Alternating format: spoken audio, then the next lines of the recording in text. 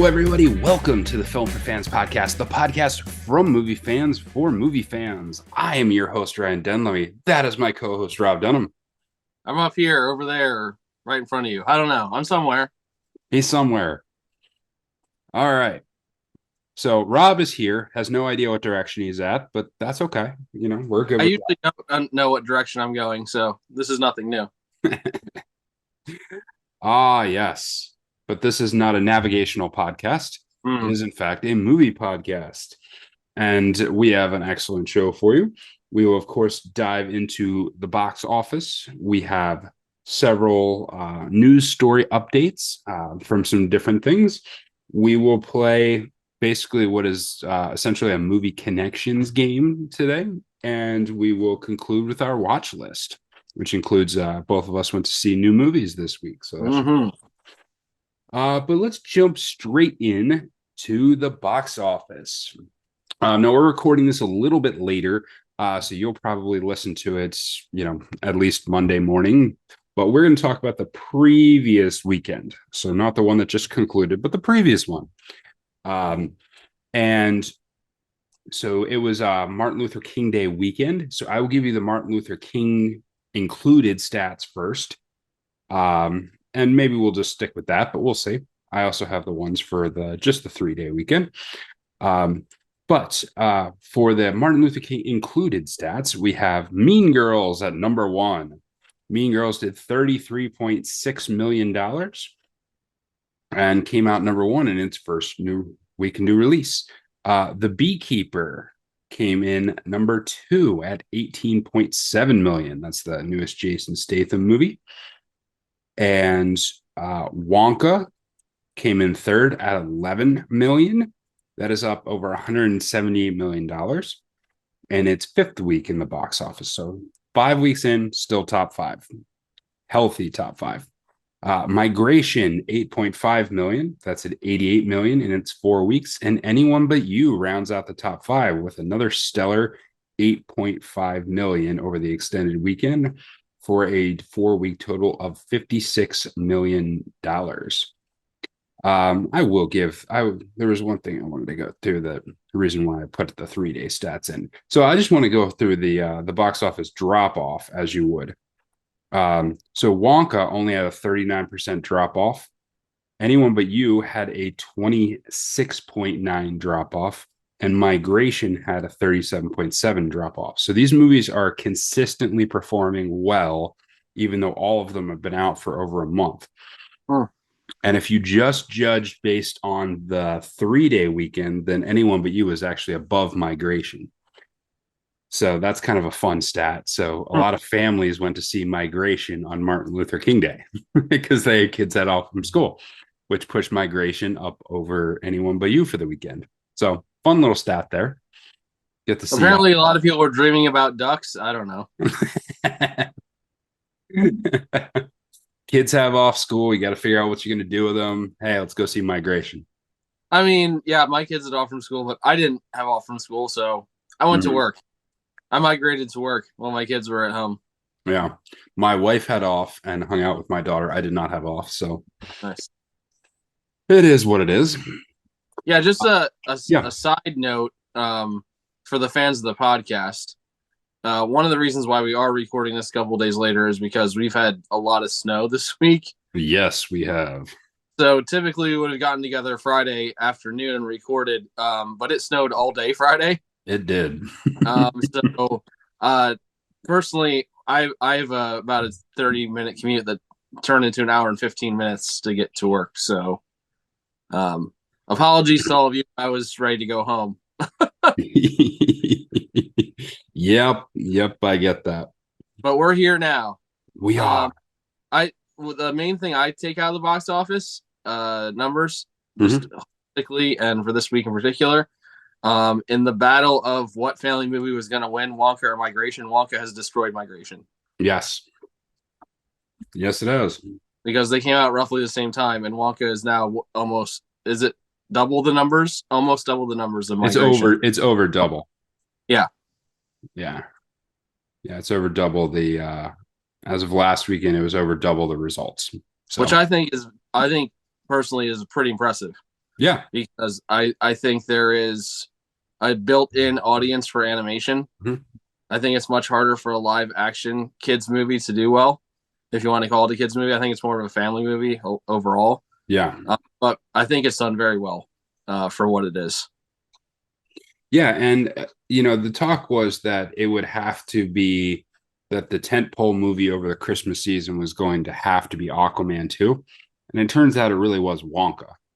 Yeah. Wonka didn't put up the massive numbers on Christmas weekend, but it has provided a steady stream of people coming to the theater to see it, which is pretty good, especially over what can be a rather dead period post Christmas. Do you have an overall current total for Aquaman? I would have to look it up. I can look it up real quick because it's not been in the top. It's not been in the top for Yeah, weeks now. which is Up just in the top five. it's kind of crazy. I mean, it's expected at this point, but Mm-hmm. it's a little mind-boggling that these movies that they're throwing so much money into are struggling the way they are. All right, so domestically, Aquaman, it's not been as bad as what you might have thought. It is up to $114 million. Okay. So it's it's just never done anything well. Yeah. It's outside of the first week or two. I mean, it's kind of crawled along, Yeah. But but that being said, like if you would have said, I want to say a decade ago, mhm, you had said which movie is going to make more money. yeah. They're both going to come around Christmas, an Aquaman movie or Willy Wonka. Mhm, Everyone would have said Aquaman, and everyone would have said Aquaman probably double the amount of money, if yeah. not more. And the fact that it's a solid almost $70 million behind Mhm, Wonka right now tells you everything you need to know about where the superhero movie audience is right now. yeah, for sure. For sure. It's just crazy how much has changed. Um, I don't have a lot to say about Mean Girls at number one this week. I'm not that surprised. I think 33 million for what is essentially like a musical reboot is a pretty solid number. Um, the movie, I mean, Mean Girls itself did very well and was a very popular movie for a long time. So I'm not surprised there's an audience for it. Um, I don't, I think maybe the number is higher than I would have anticipated, but I think that's a pretty solid release for them. Yeah, I think it's a little higher than I thought. I'm interested in seeing where it goes. Mm-hmm. Like if anyone who wanted to see it saw it the first week it was out, or if it's gonna hang around. Like this seems to be a mini trend right Yeah. now that movies are kind of hovering in that 25 to 40 Mm-hmm. off range, and I think it's probably because there's not a lot of new stuff coming out. And it's going to be that way for a couple months. So I'm wondering if that's just going to be the case for everybody, or if it's just tied specifically to those movies we talked about. Yeah. Yeah. I don't know. We'll see. It will be interesting to see where it goes from here. All right, so let's get to a few films that are coming out or that did come out this weekend. Um, one of these films that came out this weekend was ISS. And ISS was tensions flare in the near future aboard the International Space Station as a worldwide conflict breaks out on Earth, reeling the US and Russian astronauts aboard each receive orders from the ground, take control of the stations by any means necessary. And this is Ariana DeBose, John Gallagher Jr., Chris Messina, and plenty of others. So that is ISS. Another one that came out this weekend is Founders Day. So Founders Day is kind of a horror movie, and in this one, in a bold political slasher from the Blumquist brothers, a small town is shaken by a series of ominous killings in the days leading up to a heated mayoral election. As accusations fly and the threat of a mass killer darkens every street corner, the residents must race to uncover the truth before fear consumes the town. And this is Devin Druid, Amelia McCarthy, Amy Hargraves star in that one. Next up on the agenda, we have Cult Killer. And Cult Killer, I clicked on the wrong one. Cult Killer is a thriller, and it's a PI played by Antonio Banderas, and his partner Alice Eve are drawn into a web of intrigue when they start tracking a serial killer targeting a wealthy family with a dark secret. So, of course, Antonio Banderas and Alice Eve star in that one. We also have a rock musical out, Queen Rock Montreal. So it's a documentary of the Queen concert in Montreal in IMAX. So if you're near an IMAX theater, this is playing exclusively in IMAX. And it's a digitally remastered IMAX concert from Montreal in 1981 from the band Queen. So if you are a fan of Queen, then you might want to get to the theaters to see the Queen documentary. All right, Rob. So you have several thrillers and in the mix, as well as a rock concert. I know that you went to see one of them. What is your breakdown of these movies? Yeah, so I did go to see ISS, and that was the one I was most intrigued by. So that's the one I went to see. Mm-hmm. I am interested in both Founders Day and Cult Killer, and may possibly go to see one of them sometime this week. I'm not entirely sure yet what my schedule will allow, but probably out of the two, Cult Killer is most interesting to me, given who is in it. Mm-hmm. Antonio Banderas and Alice Eve are both well recognized for the work they've done. So I pretty much trust Antonio Banderas if he's in something. Yeah. So I'm sure it will be good. At least his performance will be good in it. So I may go check that out. Yeah, I'm intrigued by both Cult Killer and ISS. I actually put them kind of on level playing field for me. So I intend to see at least one of them. I would like to see both. I don't know if I'll get the chance to see both, but I'm intrigued by both of them and am interested in seeing both of them. If I had nothing else to do, then maybe I'd go see Queen Rock Montreal. If I were had an opening in my schedule and that's what was around, I might go see it. I'm not the biggest Queen fan in the world, but I respect them as a classic rock band. So yeah. So plenty out there in the box office for you to see right now. But now we'll get to a couple of news items. And the saga that seemingly will never end is back, and that is Alec Baldwin and the shootings on the set of Rust. So this past week, it was announced by the New Mexico grand jury that Alec Baldwin has been indicted in the shooting and the shooting death of Paulina Hutchins, the cinematographer who was working on the set of Baldwin's movie Rust. And he was indicted on one count of involuntary manslaughter, which carries a maximum sentence of 18 months in prison if convicted. Just to catch you up on this tale, if you are new to it or if you hadn't remembered anything that was going on here, basically what happened, there was an accident on the set of Rust. Allegedly, Alec Baldwin was firing weapons on set, and one of the weapons was loaded with live ammunition, and the cinematographer was killed as part of that accident.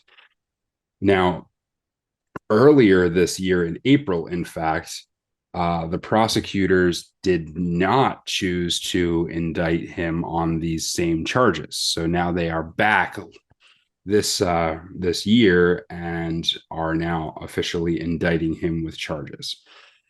There are others involved in this particular incident, including the armor on set and the associate producer as well.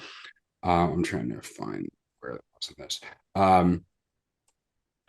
Dave Halls was the assistant director, and he in March he pleaded no contest to a misdemeanor charge of negligence with a deadly weapon, which carried 6 months unsupervised probation. And the film's armorer, Hannah Gutierrez Reed, was charged last year with involuntary manslaughter, and her trial is set to begin next month. For Alec Baldwin's part, he has said that he did not fire the weapon. He also said he was told that the weapon was cold, as they put it. So it's hard to understand what to make of this. But he is back on trial. Rob, what are your thoughts? Yeah, there is also video of him firing weapons on the set. Yes. Not there's not necessarily video of this particular incident. Yeah. If there is video of this incident, it is being kept under wraps as part of the investigation. So I would say that given that it was on a movie set, I would find it almost impossible for there to not be video. Yeah. Happening, but if there is video of it happening, it's only a part of the proceedings. It's not been released to the public. Alec Baldwin has stated that someone is responsible, but it's not him. Yeah. But it seems like no one is necessarily claiming responsibility. And we broke this down in a previous episode. Maybe we can link that episode number in the show notes. I don't remember which one it was, but when this first came out, there was a big Twitter thread about this that we talked about. We broke down a little bit. Mm-hmm. It's just a tragedy where it seems like multiple people are at fault, and to try and prosecute a singular person for it is almost going to be impossible. Yeah. Just because it was a failure of responsibility / an abdication of responsibility from the top down on several levels. Yeah. The only way this happens is if, similarly to like NASA accidents, if like 6 people fail to do their job. Mm-hmm. And 6 people fail to catch it. Like it has to be a long string of events in order to make that happen. Yeah, so I don't know if the only definitive proof of what happened is going to be if there's a video of it happening on the set. Yeah. But even then, you don't have necessarily the proof of why it was there in the first place, if it was correctly checked, if it was double checked.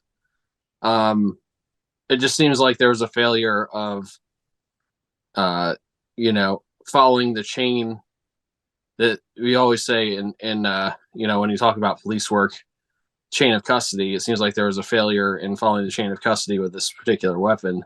Yeah. That it should have been noticed probably a dozen times before it got to the point where it was picked up and fired by whoever fired it. Yeah. Yeah. So we'll wait to see what happens there. The story just never seems to go away, unfortunately. But we'll see what happens with Alec Baldwin on this one. Next, we have some film production updates. This one is particularly exciting to me. Tron 3 has started filming. I saw a picture of the director's chair with the Tron 3 logo on it. And I was like, oh, that looks so good.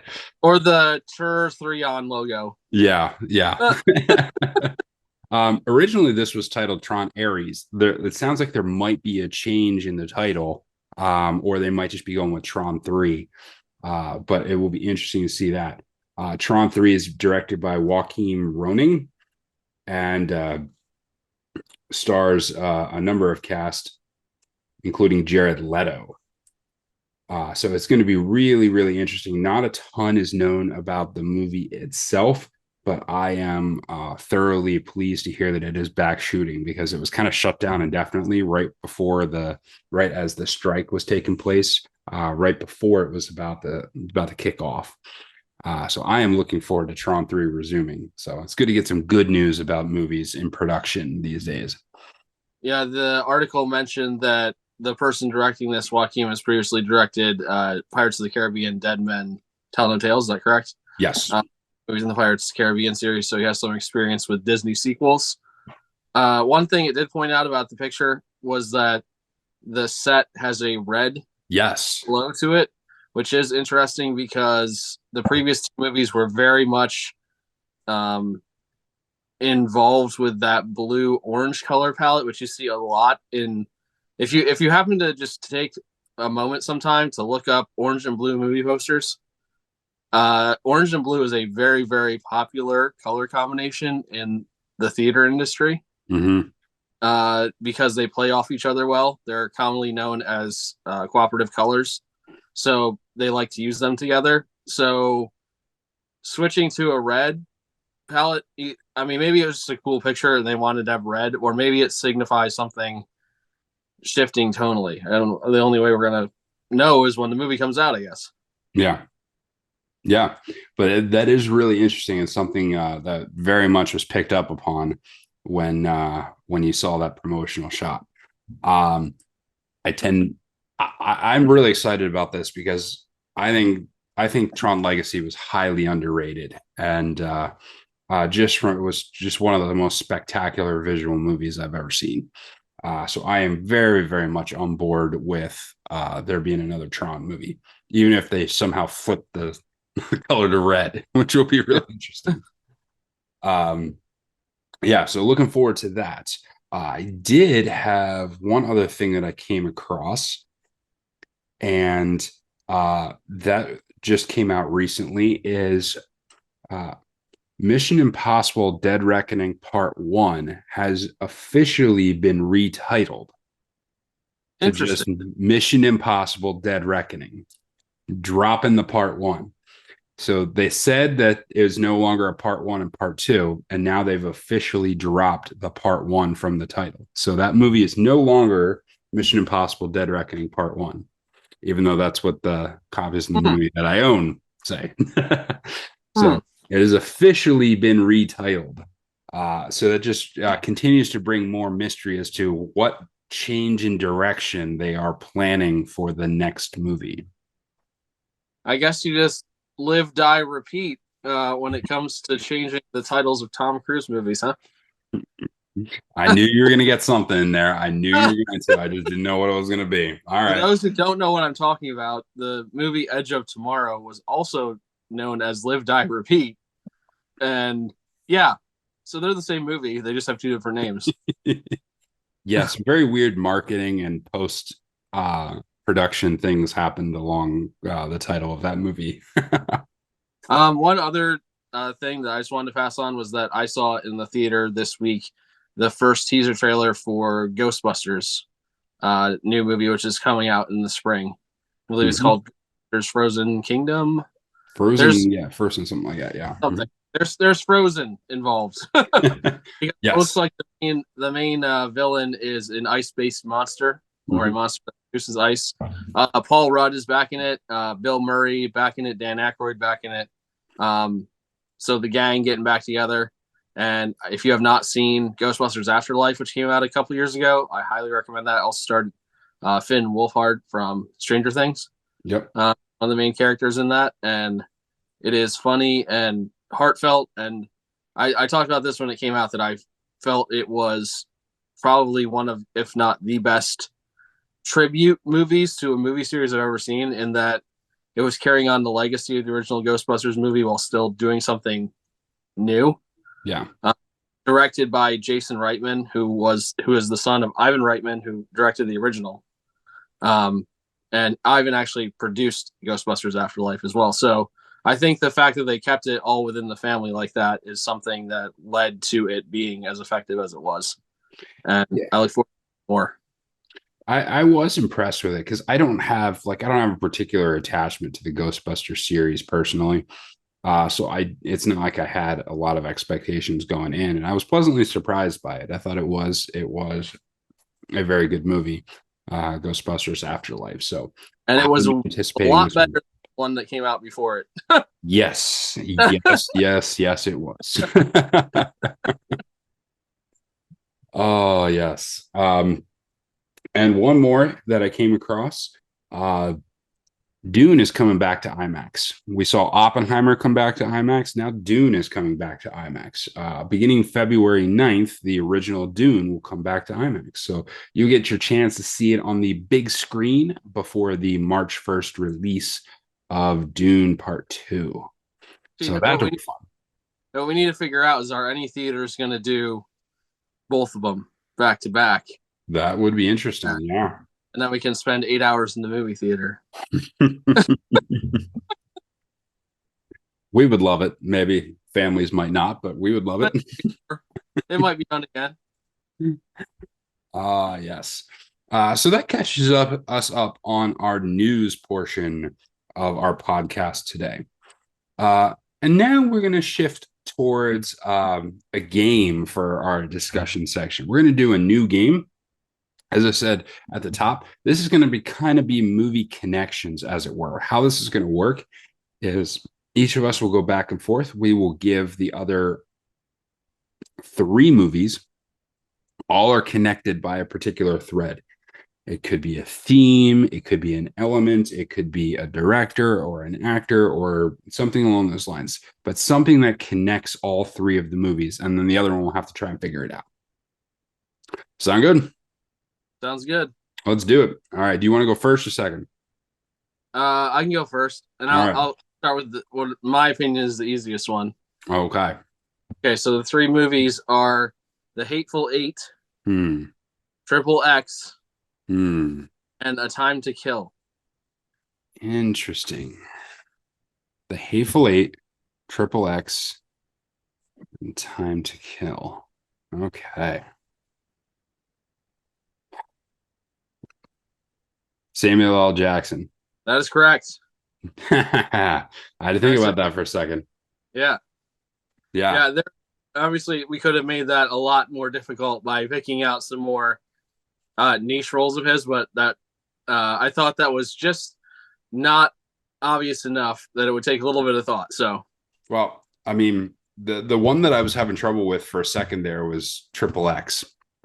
But then I was like, oh yeah, okay, all right, I got you.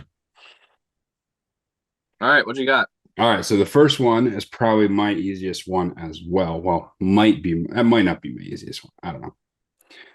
It's between 1 and 2. Okay. Kill Bill Volume 1. Bullet Train. Mr. Baseball. See, I'm at a disadvantage because I haven't seen Mr. Baseball. I will give this away. It is a Tom Selleck baseball movie. Okay. And so I'll give you another hint if you need one, but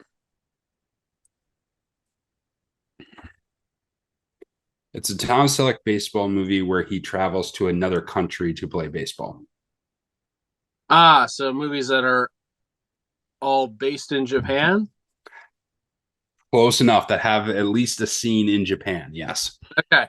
Because Kill Bill has a couple scenes in Japan, but the whole thing is not in Japan. Okay. Fair enough. Yeah. So that was the theme, yes. Because Bullet Train takes place on a train in Japan, and Mr. Baseball, he goes and plays it in Japanese baseball league. And then of course you have the awesome climax fight with Oren Ishii and the crazy 88s from Kill Bill Volume 1. Okay. Interesting that we both ended up with Tarantino movies in that one. I have 3 movies here that have a connection, and I will not give away necessarily until it's needed as a hint. But there was a movie that came out recently that is also connected to these, and we'll just leave that at that. Okay. And I may give you the name of it if you don't get this right away. All right. The movies are Once Upon a Time in the West, The Good, the Bad, and the Ugly, and A Fistful of Dollars. So they're all spaghetti westerns. That is correct. That was it. That was it? Okay. Oh, nice. And if you had not gotten it right away, I was going to say Once Upon a Time in Hollywood. Because that obviously plays directly off of the name Once Upon a Time in the West. Yeah. But it also, one of the subplots of the movie Once Upon a Time in Hollywood is that Leonardo DiCaprio's character goes to Italy and acts in spaghetti westerns. Yeah. That's his career arc. Tarantino is a big fan of spaghetti westerns. Yes.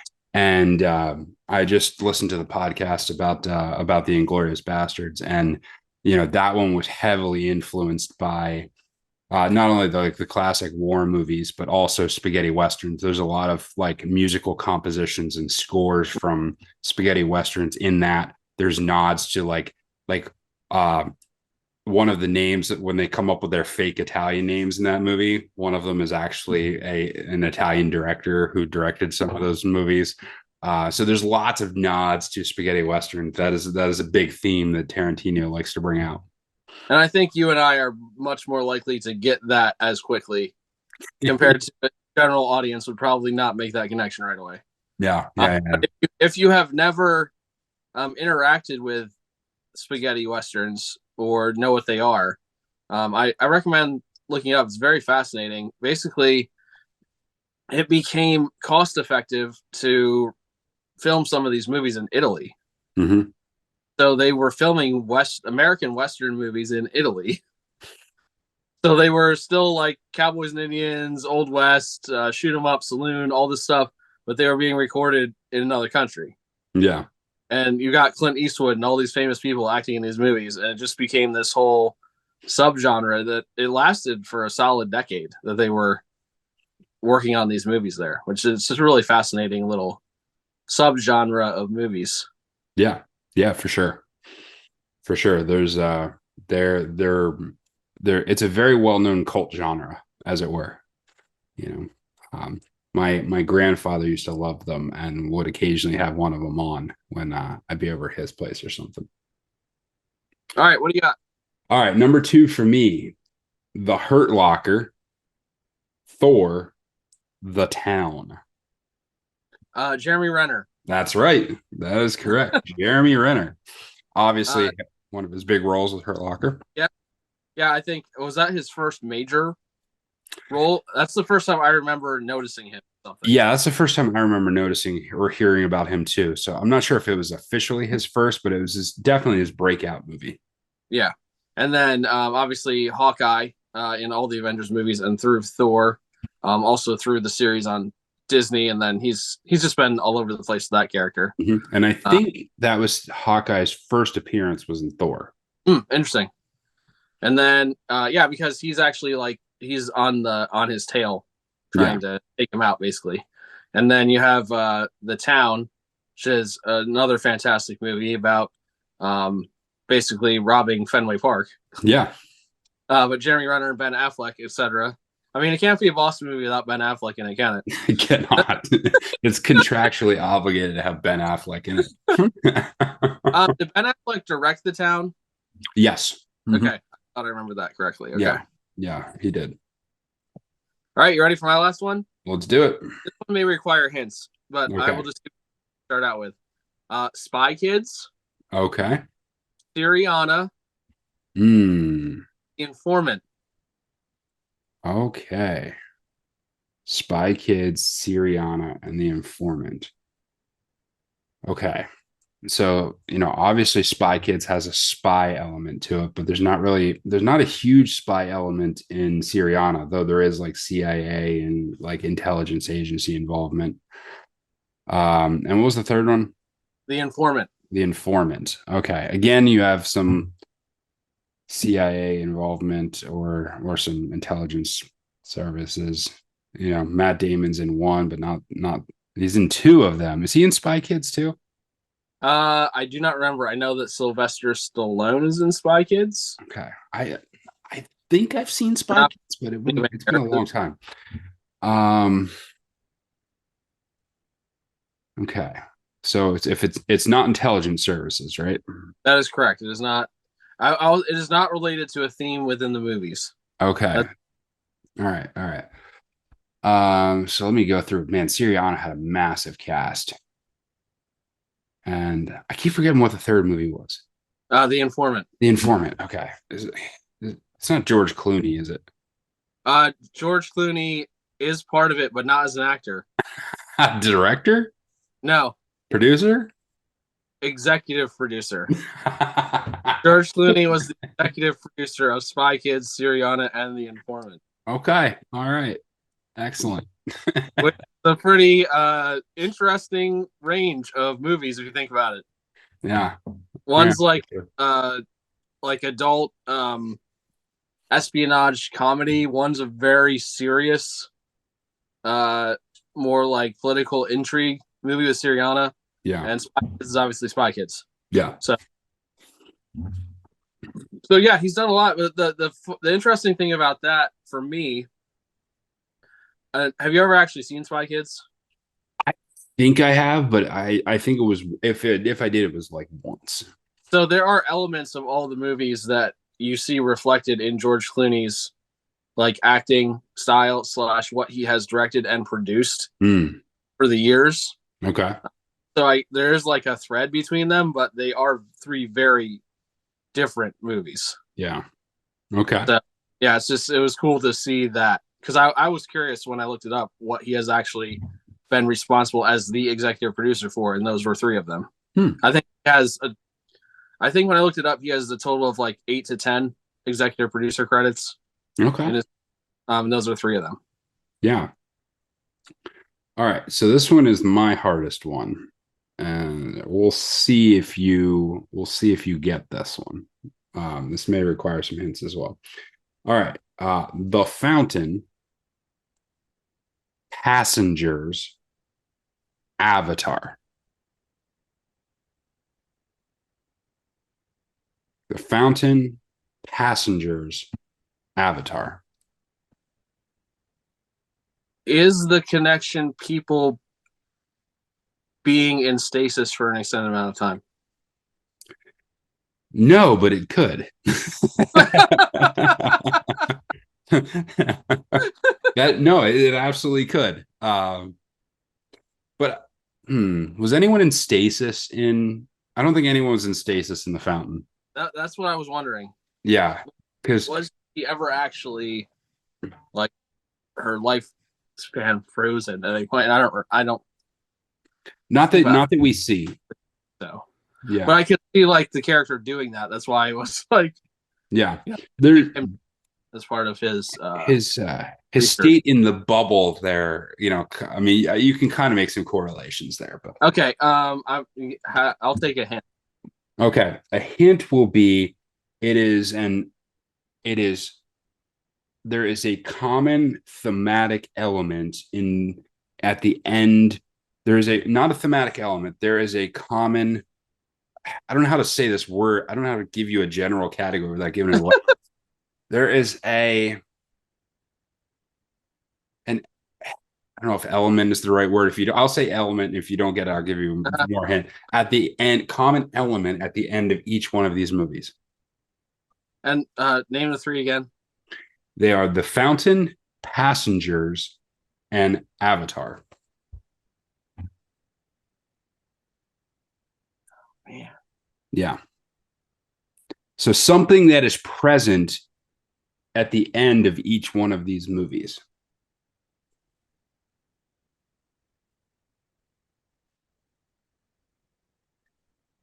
So think about like some of the final scenes for each one of these movies. Something that is present in each one of them.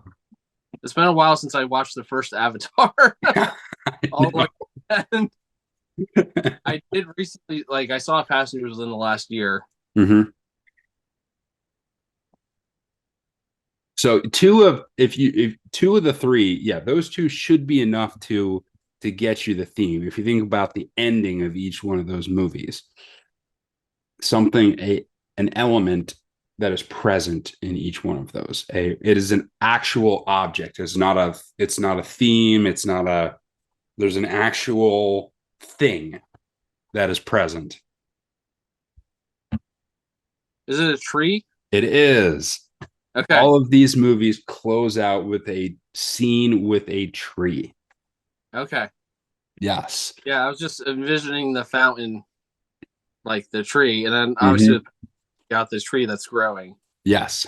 And then Avatar, forest, obviously, but the big tree, the Awa tree. Yeah. Obviously a big part of that. So yeah. Mhm. Cool. Did good. Good job. Good job on that. Excellent. All right. Well, that was fun. So we'll mix in some games here and there to keep it interesting. But we'll conclude today's episode with our watch list, movies we've watched over the last week. Rob, what'd you watch? I saw. I actually mentioned Ryan mentioned I saw one. I mentioned I saw the other one. I saw ISS in the theater, and I liked it quite a bit. Thought it was very good. Close quarters intrigue slash spy slash cloak and dagger kind of movie.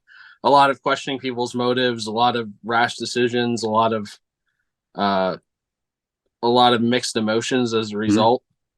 And thought it was acted very well. It seemed to me to be realistic to what might happen if this scenario ever played out. And the thing that I liked about it, without giving away the complete ending, it leaves you wondering how it actually ends. And I like movies that do that. Some people Mm. really not like movies that do that, but I tend to like movies that make me think about what might happen.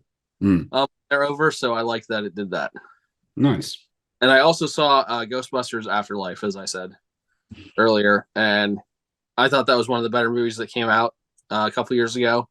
Found it funny, found it a little bit scary at times in a good way, and I just really like Paul Rudd. Yeah. He's just a very funny guy, very down to earth, believable actor, I think. Hmm.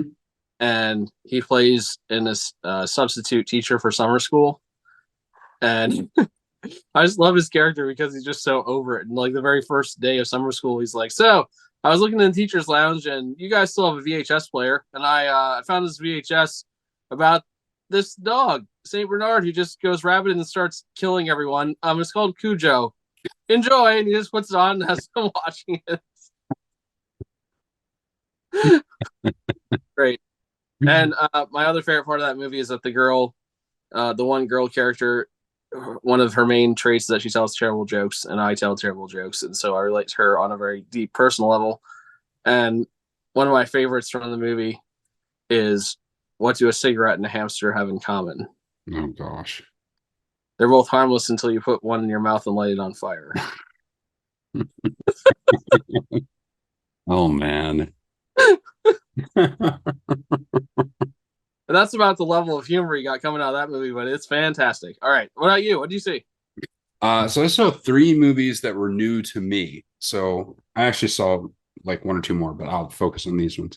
Um, I finally got around to seeing The Holdovers, which is now out on Peacock. If you have Peacock, then especially if you subscribed to it last weekend to watch the football game, check out The Holdovers. This is Paul Giamatti starring as a curmudgeonly boarding school teacher who gets stuck over Christmas holiday watching the like five guys at the boarding school who are left there. And I think I want to say 1960s. I think it's 1960s era, and it calls back some of the classic like schoolroom or like school themed movies. You know, kind of the Emperor's Club or Dead Poet Society or something like that. Um, all of them are slightly different, but it has that kind of vibe to it. But really good character drama. Paul Giamatti is excellent in it, and I would highly recommend it. It was one that will probably end up on my top 10 list. It was one of the ones from the list that I've been trying to get through to make sure before I finalize my list because there were so many that I missed while I was out. Holdovers, definitely recommend that. Part of the weekly movie challenge this week was to watch a movie about basically a Japanese movie or a movie set in Japan or one that had like a Japanese actor in it. So I watched The Emperor, which was a 2013 movie starring Matthew Fox, where he plays the general who's in charge of basically investigating Hirohito's role in World War II. Because it's post World War II. Japan has surrendered and they're trying to decide what to do with Emperor Hirohito. And so it basically talks about the story of how they went about trying to figure out what his role was and the ultimate decision to keep Hirohito as emperor in a ceremonial role. And that decision by the Americans is probably one of the best decisions post World War II, and one of the things that led to the long-standing peace between Japan and the U.S. And so, like investigating that kind of key moment, I was not aware that this movie existed until I did this challenge. So, solid movie. So I like that one. The one I saw in theaters actually last night was Freud's Last Session. This one I had heard about at the end of last year. It actually technically came out December 22nd, but it hadn't been in any theaters around where I am until this weekend. So Freud's Last Session, basically the idea here was from the historical record, they know that a couple days before Freud basically committed physician-assisted suicide because of oral cancer. A couple days before that, he requested a meeting with someone from Oxford, and they don't know who. So this movie theorizes that somebody was C.S. Lewis. And so the movie is basically about this conversation between Freud and C.S. Lewis in 1939, right before Freud ends up dying. And so I was really intrigued because I'm a big fan of C.S. Lewis, and to see what they would do with this movie. And there were parts of it I liked, and then there were parts of it I definitely didn't. My biggest complaint about it is I don't think they gave C.S. Lewis enough teeth. Because this back and forward discussion, it seems to me like the person was far more interested in making a movie about Freud than they were making the movie about the conversation, the theoretical conversation between C.S. Lewis and Freud. It's like they went halfway down the road with some of this and then didn't complete it. What I mean is, they kind of nailed what Freud would say, like nailed Freud's arguments against God, nailed Freud's arguments against religion, some of those type of things. Like they really honed in on those. But on most of the scenes, C.S. Lewis barely responds. So Freud will like launch into something, and then C.S. Lewis will kind of sit there and make a smirk, and then it goes on. I mean, they're playing it off as obviously Freud is not in great health and in a lot of pain. So to be generous to their interpretation of C.S. Lewis, you could say that they were envisioning like what would someone do if they were encountering like this guy who's obviously close to death and not 100% well. Like how much do you want to go back at him? That'd be the generous interpretation, but I don't really think that's what they were after. Not that they misrepresented Lewis. I think they got his general demeanor right, his character right. It's almost as if someone read a biography of C.S. Lewis and incorporated that information, but wasn't actually interested in any of his arguments. So they read the biography of C.S. Lewis enough to create a good C.S. Lewis, but weren't interested in what C.S. Lewis's responses to anything that Freud would have said to him were. So instead of it being a robust dialogue between two great intellectual minds, it was mostly Freud venting and C.S. Lewis occasionally pushing back. And there were a time or two where I'm like, yeah, no, C.S. Lewis wouldn't have said that way. Or C.S. Lewis would definitely, they bring up the problem of pain, for example. And like C.S. Lewis literally wrote a whole book about that. And it's like he doesn't really give any of his thoughts on it. And so it just, while I think they nailed the character of C.S. Lewis, they did not it left a lot to be desired. In if you were going to take and say, okay, what would Freud and C.S. Lewis have actually said to each other? They only got one side of the conversation right. So I was disappointed with that because having read so much of Lewis, I'm like, I know what he would say here. And he just doesn't. And then there was a little social agenda stuff in there that didn't need to be in there. So while I love the ambition and I love the effort, I don't think they did C.S. Lewis justice in this movie. Interesting. I had no idea that's what that was about. Yeah. Yeah. So Freud's Last Session. I'd be interested if anyone else goes to see it. I would be interested to hear what your thoughts are on it. Anything else? I don't have anything else. No. All right. Well, that is all for this episode of Film for Fans. Make sure you check out filmforfans.com, like the podcast, subscribe, give us comments, any of those type of things. Until next time, enjoy the movies.